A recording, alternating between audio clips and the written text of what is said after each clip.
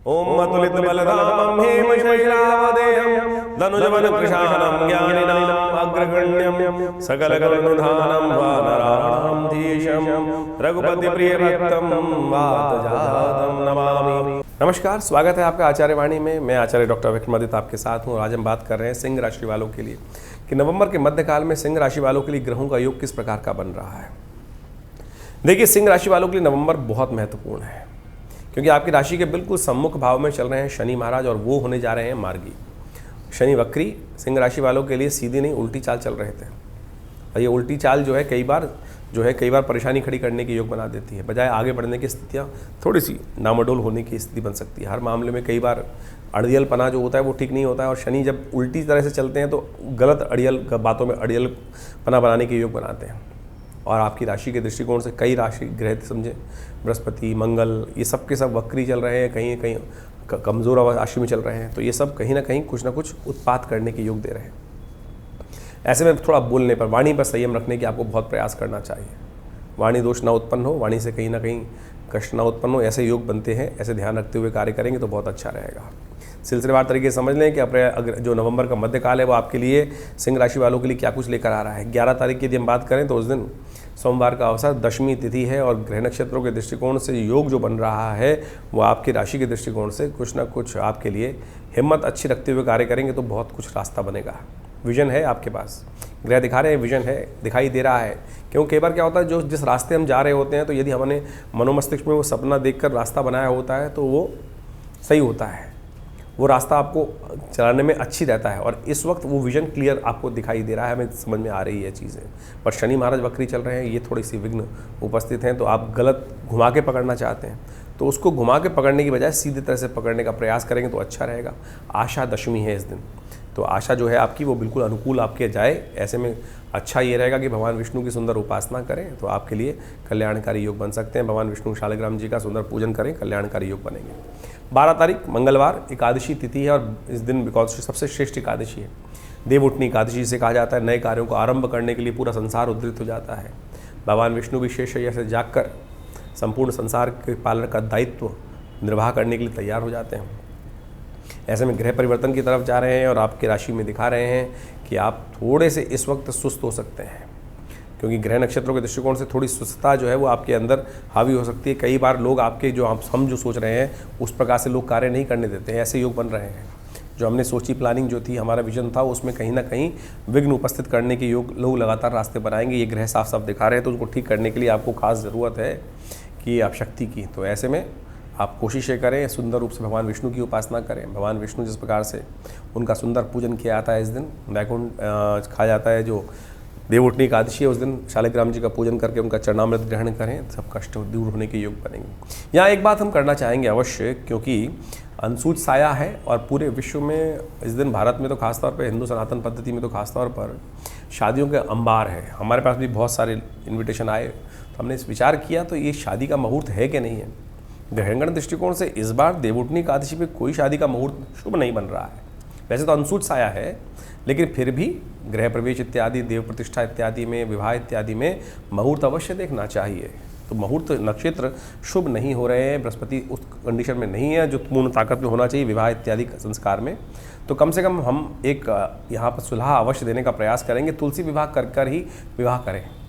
इस दिन जो विवाह के लिए बंधन में बांधना चाहते हैं कम से कम वो तुलसी विवाह अवश्य करें। पहले ये उपाय है कष्टों को दूर करने का और कहा जाता है मैया तुलसी जो है हमके सब कष्ट हर लेंगी। जो विवाह का योग बन रहा है उसमें अशुभ जो योग बन रहा है, अशुभता जो है उसको हर लेंगी तुलसी मैया। तो अवश्य इसको अवश्य साधना चाहिए। 13 तारीख बुधवार का अवसर, द्वादशी तिथि है इस दिन और इस दिन ग्रह नक्षत्रों के दृष्टिकोण से गजकेसरी मंगल के साथ जो चंद्रमा का योग जो बना हुआ है, चंद्रमा का जो योग बना हुआ है आपकी राशि के दृष्टिकोण से अभी बहुत जल्दी वो बहुत लाभ देने के योग बनाएगा, लेकिन इस समय थोड़ा कष्टमय समय है। उसको ठीक करने के लिए आपको थोड़ा प्रयास करना पड़ेगा। बुध प्रदोष है इस दिन, कोशिशें करें, गणेश जी का पूजन करें। विघ्नहर्ता गणेश जी समस्त कष्टों को दूर करने के योग बनाएंगे। पीले पुष्प गणेश जी को अर्पित करें, ये छोटा सा उपाय है, करिए। विघ्नहर्ता गणेश प्रसन्न होंगे तो समस्त कष्ट जो है वो दूर करने के योग बनेंगे। 14 तारीख यदि हम बात करें, बृहस्पतिवार का अवसर, त्रयोदशी और चतुर्दशी का योग है और साथ साथ इस दिन चंद्रमा परिवर्तन करने का योग बना रहे हैं और चंद्रमा परिवर्तन करके आपके लिए धार्मिकता उदय करने का योग बना। नवम भाव में गए हुए चंद्रमा हमेशा व्यक्ति को सज्जनता की तरफ ले जाते हैं, लेकिन सज्जनता तो है, लेकिन दुर्जन जो है ना शाख शाख पर कष्ट देने के योग बना रहे हैं। ये साफ साफ दिखाई देता है कि आपकी सज्जनता कहीं आप पर भारी ना पड़ जाए, ये आपको ध्यान रखने की खास ज़रूरत है, इस पर ध्यान रखिएगा। चतुर्दशी इस दिन क्षय हो रही है और बैकुंठ चौदस का योग है, तो ऐसे में सुंदर रहेगा। ये महीना जो नया आरंभ होना चाहता है उसमें आपके लिए कई प्रकार के उत्पाद के योग बनेंगे, वो शांत रहें, उसके लिए कोशिश करें इस दिन विशेष तौर पर पीली चीज़ों का दान करें, ये आपके लिए अच्छा रहेगा। 15 तारीख शुक्रवार का अवसर, पूर्णिमा, कार्तिक पूर्णिमा का योग है, देव दिवाली का योग है, कार्तिक पूर्णिमा का योग है, गुरु पर्व है और इस दिन विशेष तौर पर ग्रह नक्षत्रों के दृष्टिकोण से विशेष परिवर्तन का योग है।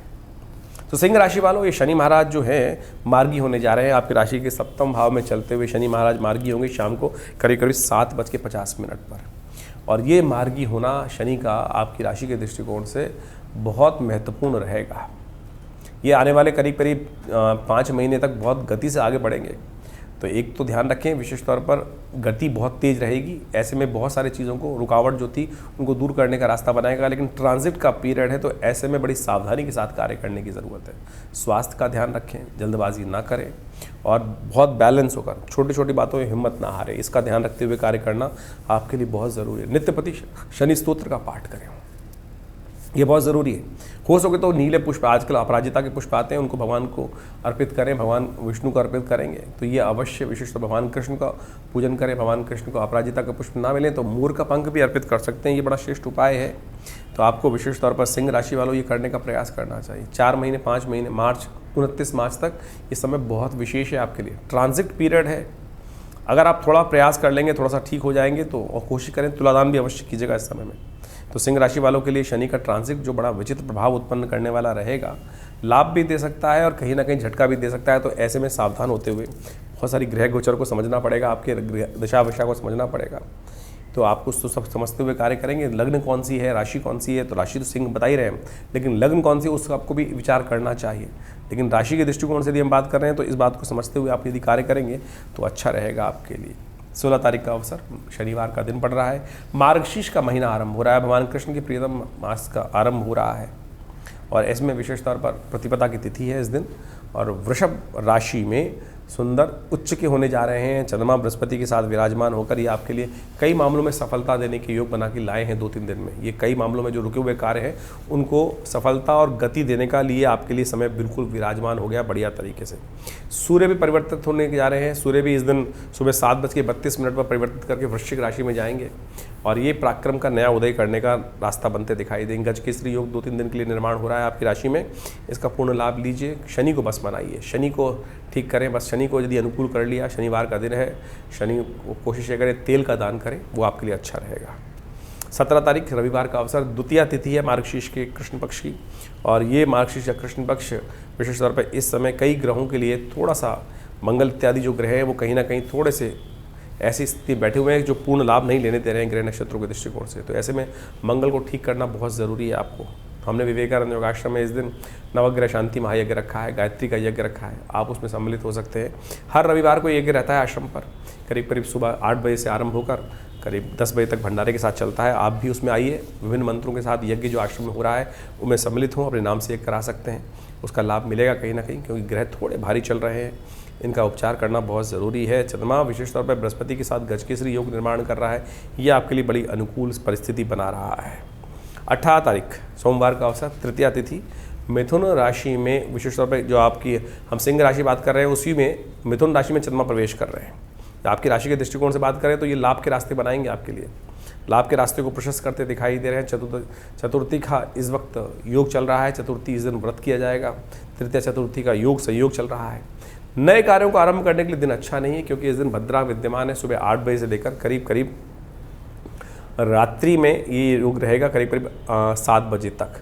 तो ऐसे में नए कार्यों को आरंभ करने से बचना चाहिए, तो ये अच्छा रहेगा आपके लिए। 19 तारीख मंगलवार, चतुर्थी तिथि की बात तिथि है उस दिन, और ग्रह नक्षत्रों के दृष्टिकोण से आपके लिए योगा योग जो बने हुए हैं वो कहीं ना कहीं पुरुषार्थ को थोड़ा जगाना पड़ेगा। ऐसे में कन्या पूजन आपके लिए सबसे श्रेष्ठ है। गरीब परित्यक्त लोगों की सेवा करना बहुत जरूरी, जितना दान पुण्य करोगे ना उतना आपकी प्रगति होने के रास्ते बन सकते हैं। और दान पुण्य रोका तो बस समझ लो कि कहीं ना कहीं आने वाले 3-4 महीनों में धीरे धीरे, तो इसलिए अपने मन को उदारता की तरफ लेके जाने का प्रयास करें। संकोचित भाव, जो संकोच वाला भाव है, संकुचित विचारधारा है, किसी की हेल्प ना करना, स्वांतता सुखाए वाली बात करना, ये कहीं ना कहीं कष्ट देने के योग बना सकते हैं। तो इस वक्त मंगल को ये ताकत देना चाहते हैं तो गरीब परितक जो भी कोई सेवा करने का जितना भाव हो सकता है वो अवश्य करने का प्रयास कीजिए। ये सबसे श्रेष्ठ उपाय है, तो इस दिन अवश्य करना। मंगलवार को तो कम से कम हर मंगलवार को तो अपनी सामर्थ्य के अनुसार से कुछ गरीबों को अवश्य, ज़रूरतमंद लोगों को अवश्य कुछ दान करने का प्रयास करें। अच्छा रहेगा कि आप गुड़ इत्यादि का दान करें, मीठा इत्यादि का दान करें। ये सब चीज़ें आपके लिए कष्ट को दूर करने का योग बनाएंगी। 20 तारीख बुधवार का अवसर, पंचमी तिथि इस दिन विराजमान है। चंद्रमा परिवर्तन करके कर्क में चले जाएंगे, मंगल के साथ विराजमान हो जाएंगे। थोड़े खर्चे अधिक करने के योग बना सकते हैं आपके लिए 12वीं राशि में मंगल के साथ जाकर। तो ध्यान रखिएगा जुर्माना इत्यादि ना हो, हर चीज़ को रूल्स की फॉलो करते हुए कार्य करेंगे तो आपके लिए अच्छा रहेगा। तो इस प्रकार से ग्रह नक्षत्रों का प्रभाव तो आपने समझा ही। इसके साथ साथ वास्तविक तौर पे समझें कि ये जो ग्रहों का परिवर्तन हो रहा है, यदि हम समझें कि बृहस्पति शनि महाराज जो है इस नवंबर के मध्यकाल में वक्री से मार्गी हो रहे हैं, इसके साथ साथ बृहस्पति अभी वक्री चल ही रहे हैं, मंगल का जो बड़ा विचित्र प्रकार का योग चल रहा है, ये सारा का सारा ग्रहों का योग कहीं ना कहीं बहुत विशेष तौर पर हर राशि पर प्रभाव डालने के योग बनाता है, हर व्यक्ति पर प्रभाव डालने के योग बनाता है। तो आपकी राशि के दृष्टिकोण से आपने उसका पूरा प्रभाव समझा और किस प्रकार के योग आपको जीवन में चलने के, आगे बढ़ने के लिए चाहिए, ये बात आपको समझनी चाहिए। शनि महाराज मार्गी हो गए हैं और मार्गी होकर अभी कम से कम 3-4 महीने जो है मार्च के अंतिम भाग तक यहीं पर पूरी गति से आगे बढ़ेंगे और ऐसे में बहुत कुछ परिवर्तन का अद्भुत योग बनाने की स्थिति उत्पन्न करेंगे। तो आपको जो जो उपाय हमने आपको समझाने का प्रयास किया उन सबको आपको अच्छे से समझने का प्रयास करना चाहिए। मार्गशीर्ष का जो महीना आरंभ हुआ है इसके अंदर बड़ा विचित्र ग्रहों का योग बन रहा है और साथ साथ इस ग्रहों में, इस महीने में यदि हम समझें तो करीब करीब 5 शनिवार और 5 रविवार का योग भी बन रहा है। ये 5 रविवार 5 महीने का जो शनिवार का योग है शुभ नहीं माना जाता। ये कहीं ना कहीं जीवन में कष्ट उत्पन्न करने के योग बना सकता है। वैश्विक दृष्टिकोण से देखा जाए तो ये दिखाता है रोग शोक इत्यादि के योग बन सकते हैं, संघर्ष तनाव इत्यादि के योग पूरे विश्व में बनते दिखाई दे रहे हैं। जो जिस प्रकार की ग्रह स्थिति चल रही है वो कहीं ना कहीं विश्व में कोलाहल उत्पन्न करने के योग बनाई रही है। जिस प्रकार से आप देखें जो स्थिति चल रही है पूरे मिडिल ईस्ट के अंदर वो दिखाई देती है, कहीं ना कहीं ये आगे जाके भयावह इसके परिणाम सामने आने के योग बन सकते हैं। तो ऐसे में विशेष तौर पर और ग्रहों का परिवर्तन यदि देखें तो शनि महाराज का जो वक्री से मार्गी होना है ये बाजार के रुख को भी बड़ा विशेष तौर पर पलटने के योग बना सकता है। बड़ी सावधानी के साथ कार्य करने का प्रयास आपको करना चाहिए और हल्की सी कहीं गलती होगी तो वो कहीं ना कहीं भुगतना पड़ सकता है। ग्रहों का परिवर्तन का योग जो चल रहा है इसके लिए सिलसिलेवार तरीके से उपाय करने का हम प्रयास करें। आज समस्या ये है कि हम उपाय के नाम पर बहुत सारे विचित्र चीज़ों में फंस जाते हैं। उपाय बड़ा सरल है, ग्रहों का परमात्मा का स्मरण करना ही सबसे बड़ा उपाय है। परमात्मा का नित्य प्रति यदि आपने भगवान शंकर पर एक लोटा जल चढ़ा दिया वही श्रेष्ठ उपाय है। लेकिन आज हम विभिन्न प्रकार के उपायों में ऐसे फंसे हुए हैं कि कोई नग ही नग धारण कराए चला जा रहा है, 5-5 लाख 2-2 लाख 20-20 हज़ार, मतलब आप समझें नगों की स्थिति क्या है। ऐसे ऐसे लोग आते हैं जो 1.25 लाख का एक मूंगा तक खरीद के लोगों से ले आते हैं। रुद्राक्ष जो प्रकृति की भगवान शंकर का साक्षात अंश है, जिसको कहा जाता है बड़ा शुद्ध रूप से पंचमुखी रुद्राक्ष जो बाजार में मिल जाता है, उस पर हमारी श्रद्धा नहीं है, उसमें हमारी श्रद्धा नहीं है। लेकिन कोई ऐसे बाजार में आज जो रुख चल रहे हैं उपायों के नाम पे हम आपके समक्ष ये बात रखने का प्रयास कर रहे हैं कि बाजार में किस प्रकार से एक्सप्लॉयटेशन करने का प्रयास किया जा रहा है, किस प्रकार से लोगों को मत भ्रमित करने का प्रयास किया जा रहा है और उगाही की जा रही है। देखिए ज्योतिष बहुत सैद्धांतिक तौर पर सीधा साधा मामला है। ग्रहों को समझें और सीधा साधा जो उपाय हमने आपको बताए इस कार्यक्रम के माध्यम से कि वो आप समझेंगे तो बड़ा अच्छा रहेगा। पौराणिक मत से उन चीज़ों को समझने का प्रयास करना चाहिए। कई लोग बड़ी विचित्र स्थिति में कई बार YouTube चैनल पर चल रहा होता है प्रोग्राम, उस पर लिख के भी भेजते हैं कि उपाय ही करते रहें और ये तो उपाय बहुत ज़्यादा उपाय कर देते हैं। जो शास्त्र विधि के अनुसार से उपाय बताए जाते हैं उनको करने में दिक्कत क्या है आपको? लोग आज गोली खाने के चक्कर में इतने ज़्यादा व्यस्त हैं कि ब्लड प्रेशर हो तो गोली खा लो, कुछ और शुगर है तो गोली खा लो। अपने सैद्धांतिक तौर पर चीज़ों को ठीक करने का प्रयास नहीं। उसको कहा जाए कि भाई शुगर को ठीक करने के लिए कुछ देर वॉक कर लो, खाना पान ठीक कर लो, वो समझ में नहीं है। लेकिन गोली खाने में, गोली लेने में जो स्थिति चल रही है तो वह हर क्षेत्र में यही स्थिति उत्पन्न हो गई है। आप सैद्धांतिक तौर पर सीधी तरह से अध्यात्म को समझने का जीवन में प्रयास कीजिए, यही वास्तविक तौर पर उपाय और जीवन में शुभ देने के रास्ते बना सकता है। तो हमने विभिन्न प्रकार के उपाय आपको इस कार्यक्रम के माध्यम से समझाने का प्रयास किया और इन सब के साथ साथ बहुत सारे और भी उपाय शास्त्र में जगह जगह वर्णित करने का प्रयास करते ही रहते हैं। आपके हाथ में भी बड़ा विचित्र उपाय, बृहस्पति इन दिनों खराब चल रहा है। बृहस्पति की स्थिति ऐसी है कि वक्री स्थिति में है, तो बृहस्पति को ठीक करने के लिए सबसे श्रेष्ठ उपाय पुखराज इत्यादि या बहुत सारी और उपाय तो करते हैं, लेकिन ये ज्ञान मुद्रा का अभ्यास, पहली उंगली अंगूठे के साथ, ये पहली उंगली बृहस्पति की उंगली है और इसको अग्नि के साथ जोड़ देने से ज्ञान मुद्रा बन जाती है। और ये ज्ञान मुद्रा वास्तविक तौर पर बृहस्पति के सद्गुणों को आपके अंदर बढ़ाएगी, खराब बृहस्पति का जो प्रभाव है उसको ठीक कर देगी। यदि आप इस दिन में सुबह, दोपहर, शाम, रात्रि में सोते वक्त भी इस मुद्रा का अभ्यास कर लें तो सत्य मानिएगा बृहस्पति का नेगेटिव प्रभाव आपकी कुंडली से अद्भुत प्रकार से दूर होने के योग बन जाएंगे। ये सीधा साधा एक ज्ञान मुद्रा इसका नाम है। बृहस्पति की उंगली अंगूठे के साथ, पहली उंगली बृहस्पति की है, ये दूसरी उंगली शनि की है, तीसरी उंगली सूर्य की है, ये बुध की उंगली है।